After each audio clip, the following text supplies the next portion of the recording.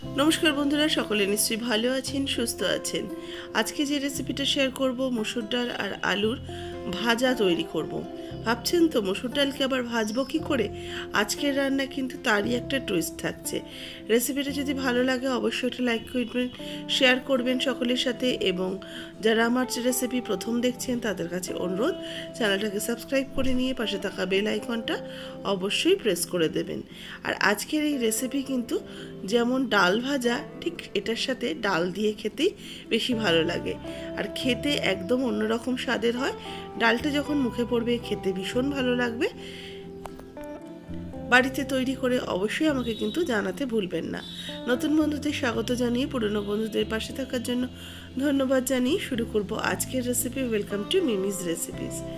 এখানে মসুর ডাল আর আলু আমি কেটে রেখে দিয়েছি। আলুটাকে দেখুন, আলুটাকে লম্বা লম্বা করে ফ্রেঞ্চ ফ্রাই যেরকম কাটা হয় একটু বড় করে মোটা করে কেটে রেখেছি। আলুটাকে আগেই ধুয়ে রেখেছি, আর এর সাথে মসুর ডালটাকে ভিজিয়ে রাখিনি। ডালটাকে ভালো করে 5-6 বার ধুয়ে তারপরে জল ঝরিয়ে আমি এইভাবে ছড়িয়ে রেখেছি। ডালটাকে কিন্তু ভেজানোর প্রয়োজন নেই। ডালটাকে 5-6 বার ধুলেই কিন্তু ডালের যতটুকু সোপ করার জল সোপ করে যাবে। এর বেশি কিন্তু আমি আর করব না। কড়াই বসিয়েছি, কড়াইয়ের মধ্যে সর্ষের তেল অ্যাড করে দিলাম।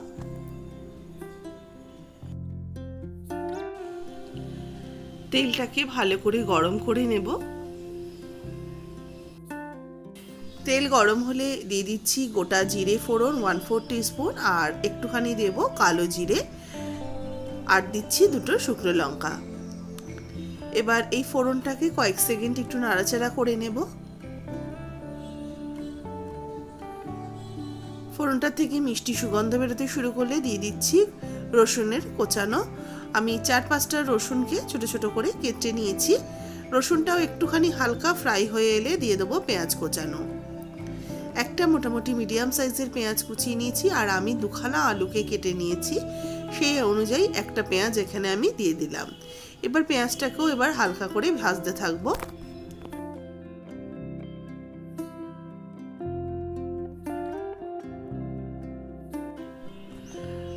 পেঁয়াজটা কিন্তু খুব বেশি দেখুন ভাজছি না, আমি হালকা করে ভেজে নেওয়ার পর দিয়ে দিচ্ছি আলুটা। এবার আলুটা পেঁয়াজের সাথে মিশিয়ে নিয়ে একসাথে আলুটাকেও একটু ভাজা ভাজা করে নিচ্ছি। এর মধ্যে এবার স্বাদ মতো লবণ অ্যাড করে দেব। ভালো করে মিক্সড করে নেব আলুটাকে লবণের সাথে, আর তার সাথে একটু হলুদ গুঁড়ো অ্যাড করে দিলাম। 1/4 টিস্পুন হলুদ গুঁড়ো অ্যাড করলাম। লবণ আর হলুদ গুঁড়ো দিয়ে ভালো করে মিশিয়ে নেব। এবার এটাকে ঢাকা দিয়ে হতে দেব কিছুক্ষণের জন্য। মিনিট 3-4 পরে ঢাকাটা খুলে নিচ্ছি। আমি কিন্তু লো ফ্লেমে আলুটাকে ভাজছি, যাতে আলুটা খুব ওভারকুক না হয়ে যায় আর খুব সুন্দর মতনই ভাজাটা হয়। এবার এর মধ্যে অ্যাড করব লঙ্কার গুঁড়ো 1/4 টিস্পুন, জিরের গুঁড়ো 1/4 টিস্পুন। ভালো করে আলুর সাথে এই মশলাটাকে আবারও মিশিয়ে নিচ্ছি। এবার এর মধ্যে অ্যাড করে দেবো ধুয়ে জল ঝরিয়ে রাখা মসুর ডালটা। মসুর ডাল দেওয়ার পরে কয়েকটা কাঁচা লঙ্কা দিয়ে দিলাম চেরা।